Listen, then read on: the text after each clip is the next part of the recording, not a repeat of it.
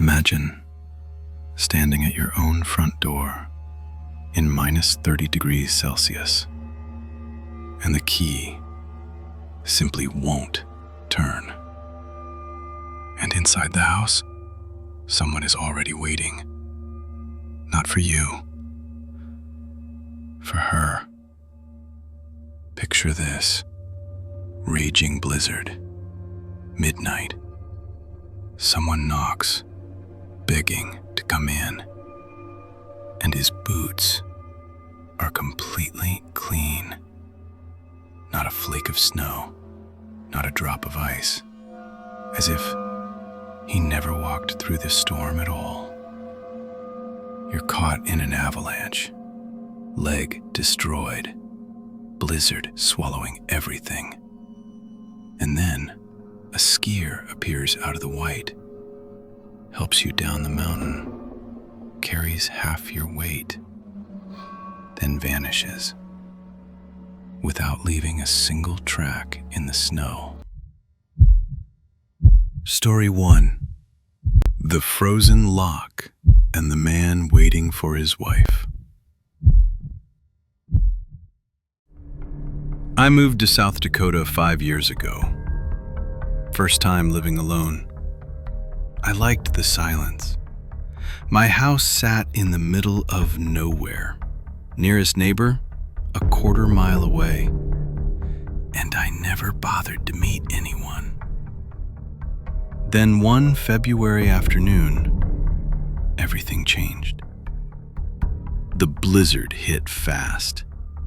I got home, went to unlock the door, and it was frozen solid. I breathed on the lock, pounded it, nothing. Truck stuck, phone dying, no one to call. I had to walk through whiteout to the closest house. The door flew open violently. Man, maybe 50, called himself Joe. Something felt wrong immediately. His eyes darted everywhere, floor, ceiling, behind me, like he was watching someone else. I lay on the couch, lights off. He left, but then stood in the doorway again, just staring in the dark. And then, footsteps overhead, heavy, scraping. But the house is one story. There is no upstairs.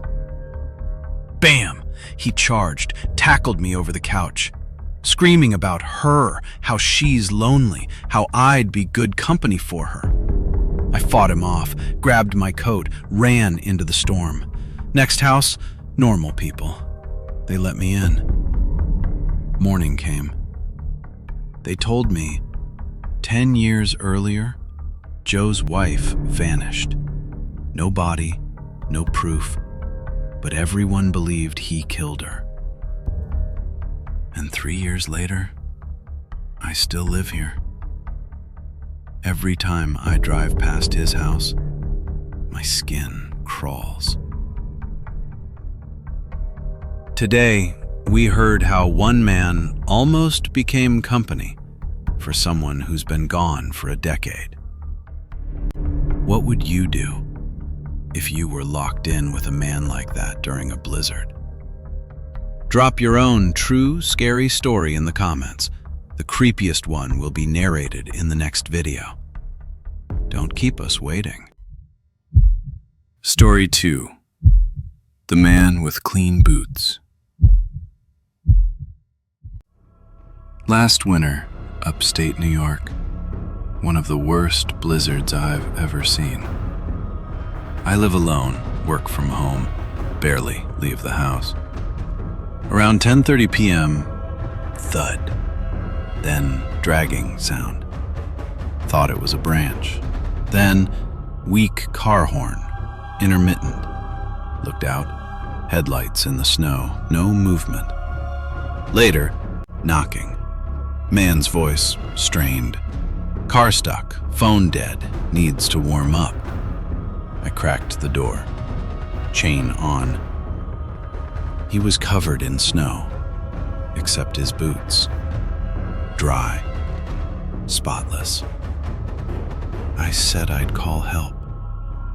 He got angry, started pounding the back door, shaking the whole frame. Police came, found the car further down the road, engine cold. No footprints from the car to my house, snow undisturbed.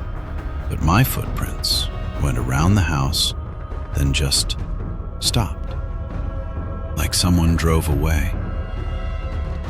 Next morning, muddy handprints on my bedroom window, on the outside, after the police had already left. A house half a mile away was broken into that night. Nothing stolen, just entered. I'm glad I never opened that door. Today we heard about a stranger who tried to get inside, leaving no tracks in the snow. What would you do if clean boots showed up at your door in a whiteout? Share your scariest real story in the comments. It might be the next one we bring to life. We're waiting. Story 3. The One Who Left No Tracks. I used to race alpine professionally. Knew backcountry like the back of my hand. Avalanche training, first aid, everything. That day, forecast said light snow. I went solo anyway. Conditions turned ugly fast. I still dropped in. Stupid, I know. Avalanche hit. Slammed into something. Leg felt like fire. One ski gone. Blizzard worsening. I started limping downhill, using one pole as a crutch. Then, I heard skis behind me. Another skier, geared up like me, alone. He offered his shoulder. We moved together. He said one strange thing. I haven't used my legs in a long time. It's nice to be back on solid ground. I stopped for 4 seconds, leaned on a tree, closed my eyes, opened them. He was gone. No tracks, only mine. He'd been supporting half my weight for almost an hour, and there was nothing. I staggered to my car somehow. Hospital said severe sprain, not broken. Lucky. Days later, I read about a skier who vanished on that same range weeks earlier. Body never found. I still don't know who or what helped me off that mountain. But I haven't skied alone since.